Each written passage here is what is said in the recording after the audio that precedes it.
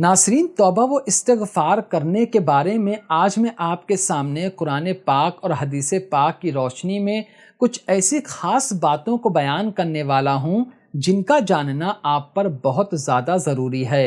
السلام علیکم ورحمۃ اللہ وبرکاتہ۔ میں محمد مسلم رضا حشمتی، آپ دیکھ رہے ہیں عسکری چمن۔ ناظرین، توبہ و استغفار کرنے کی فضیلت پر، یعنی جب بندہ توبہ کرتا ہے تو اللہ تعالیٰ اس کے گناہوں کو معاف فرما کر اسے کیسی کیسی نعمتیں اور کیسی کیسی برکتیں اس پر نازل فرماتا ہے، اس پر میں پہلے ہی ویڈیو بنا چکا ہوں۔ دیکھو، استغفار کا مطلب ہوتا ہے کہ اللہ تعالیٰ کی بارگاہ میں اپنے گناہوں سے توبہ کرنا، سچی توبہ کرنا، اور جو گناہ ہو گئے ہیں ان پر سچے دل سے شرمندہ ہونا۔ آپ اپنی زبان میں توبہ کر سکتے ہیں، جو بھی آپ کی مادری زبان ہے، یا تو آپ عربی زبان میں توبہ کر سکتے ہیں، اس طرح استغفر اللہ ربی من کل ذنب و اتوب الیہ، آپ اس طرح بھی بول سکتے ہیں، اور آپ چاہیں تو اس طرح بھی بول سکتے ہیں استغفر اللہ استغفر اللہ استغفر اللہ۔ اس کا مطلب ہوتا ہے کہ اے اللہ، میں تیری بارگاہ میں توبہ کرتا ہوں۔ ٹھیک ہے، تو یہ آپ نے سمجھ لیا۔ پہلے میں آپ کو اللہ کے پیارے رسول صلی اللہ علیہ وآلہ وسلم کا ایک پیارا واقعہ سناتا ہوں، آپ اس کو سنیے، تب آپ اندازہ لگا پائیں گے کہ توبہ و استغفار یہ کیا چیز ہے اور اس کو کیوں کرنا چاہیے، بلکہ اس کا وظیفہ کیوں بنا لینا چاہیے۔ پہلے آپ واقعہ سنیے۔ تفسیر ابن کثیر میں یہ واقعہ موجود ہے۔ مشہور صحابی رسول حضرت عبداللہ ابن مسعود رضی اللہ تعالیٰ عنہ فرماتے ہیں کہ ایک مرتبہ کسی آدمی کی نظر ایک غیر محرم عورت پر پڑ گئی۔ عورت کے حسن و جمال نے اس آدمی کو اپنی طرف مائل کر دیا، یہاں تک کہ مرد نے عورت کا بوسہ لے لیا۔ پھر اس شخص پر خوف خدا غالب ہوا اور وہ اپنے دل میں کہنے لگا کہ ہائے میرے رب، یہ میں نے کیا کر دیا، میں نے اللہ تعالیٰ کے حکم کی نافرمانی کی ہے۔ چنانچہ وہ اللہ کے رسول صلی اللہ علیہ وآلہ وسلم کی مقدس بارگاہ میں حاضر ہوا اور اپنا پورا واقعہ بیان کیا۔ یہ سن کر اللہ کے رسول ہم سب کے پیارے آقا صلی اللہ علیہ وآلہ وسلم نے خاموشی اختیار فرمائی۔ اس آدمی کا رو رو کر برا حال ہو گیا تھا۔ ندامت اور شرمندگی نے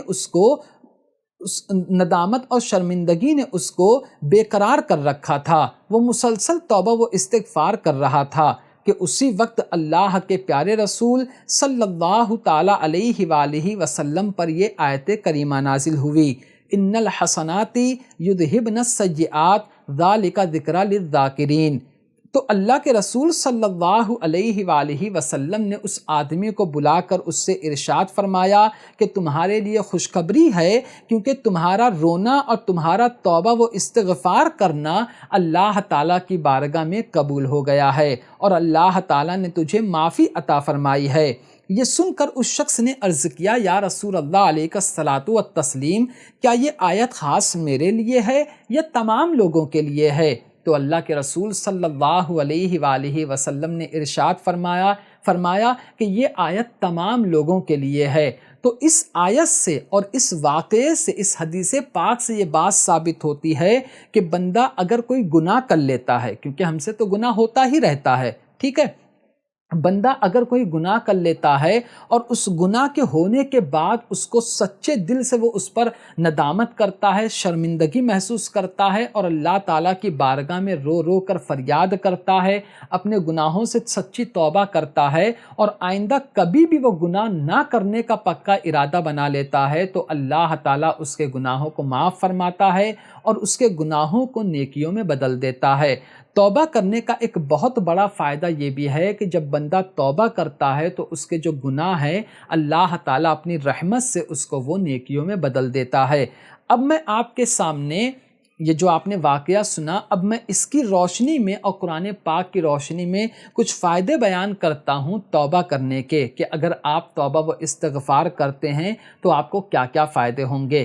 لیکن اس سے پہلے ایک چیز سن لیجئے، آپ کو کرنا کیا ہے، جب بھی آپ نماز پڑھیں تو نماز کے بعد توبہ و استغفار کرنے کی عادت بنائیں، خاص کر جب آپ رات میں سونے جائیں تب آپ اپنے دن بھر کے گناہوں سے توبہ و استغفار کریں، تو اس سے انشاءاللہ تعالیٰ آپ کے دل کو سکون ملے گا۔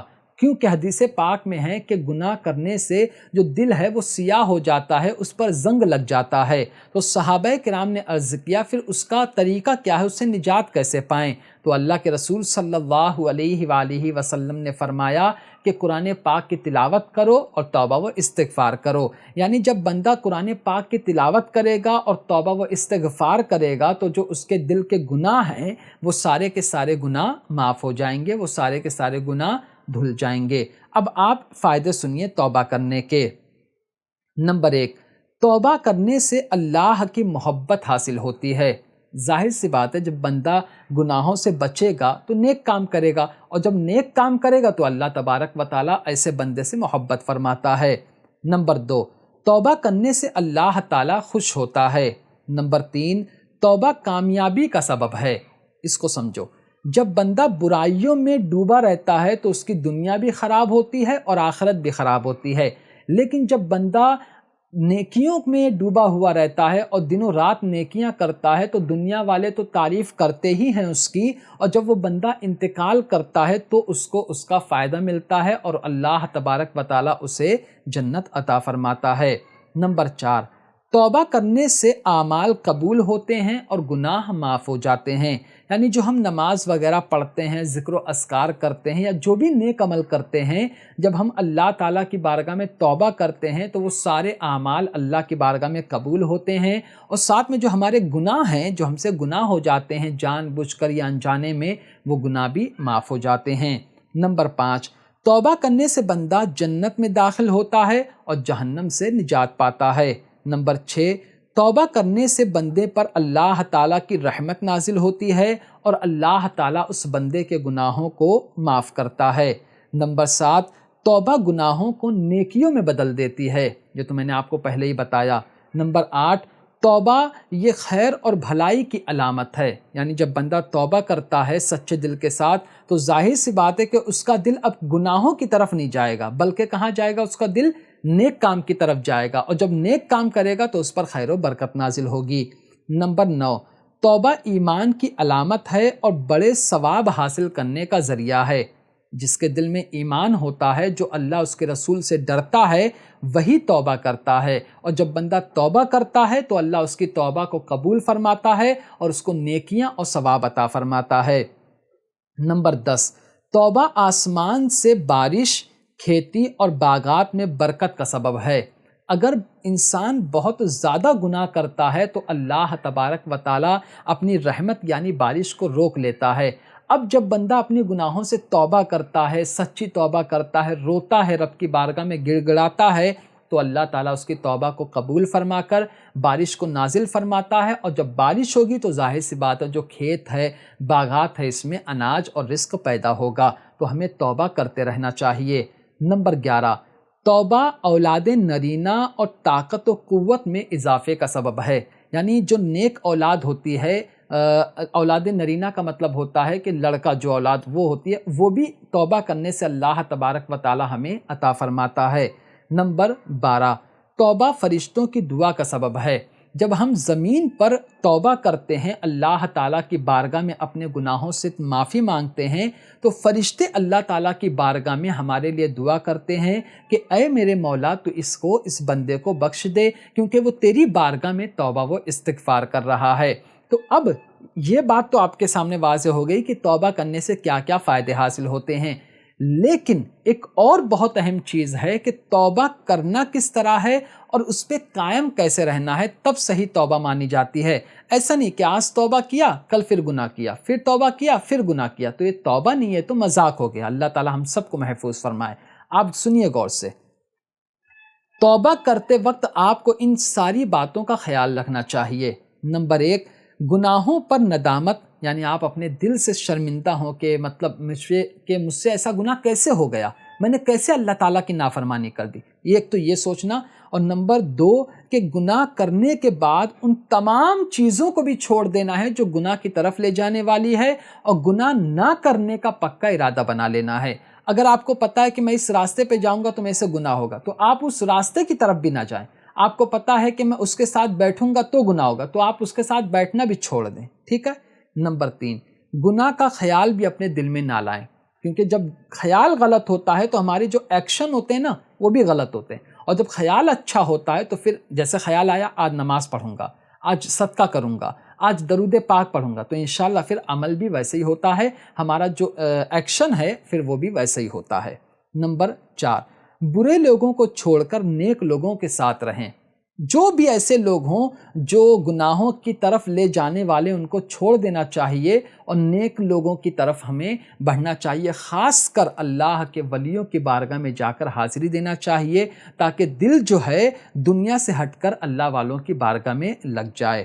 نمبر 5، اگر کسی سے آپ نے حق تلفی کی، کسی کی یعنی کسی پر آپ نے ظلم کیا ہو یا کسی کو ستایا ہو یا کسی کو تکلیف دی ہو، تو اللہ تعالیٰ کی بارگاہ میں توبہ کرنے کے ساتھ ساتھ آپ کو اس سے بھی معافی مانگنا پڑے گا۔ یہ ہمیشہ یاد رکھنا، اگر آپ نے کسی کو تکلیف دی ہے تو پہلے اس سے معافی مانگیے اور اللہ تبارک و تعالیٰ سے معافی مانگیے، ٹھیک ہے۔ نمبر 8، اگر کسی کے فرض روزے رہ گئے ہیں تو معافی تو مانگے، جب بھی موقع ملے تو ایک ایک کر کے آہستہ آہستہ کر کے وہ سارے روزے ادا کرے۔ اسی طرح نماز چھوٹ گئی ہے تو اللہ تعالیٰ کی بارگاہ میں توبہ کریں، نماز کو پڑھنے کا پکا ارادہ بنائیں اور جتنی نمازیں چھوٹ گئی ہیں آہستہ آہستہ کر کے نماز ادا کریں۔ قضا نماز کو کیسے پڑھنا ہے اس پر میں ویڈیو بنا چکا ہوں، آپ میرے چینل پر جا کر دیکھ سکتے ہیں۔ اسی طرح اگر آپ کے پاس مال تھا پھر بھی آپ نے حج نہیں کیا تو آپ اللہ تعالیٰ کی بارگاہ میں توبہ کریے، اور جب انشاءاللہ آپ کے پاس مال آ جائے گا تو پھر آپ حج کریں گے۔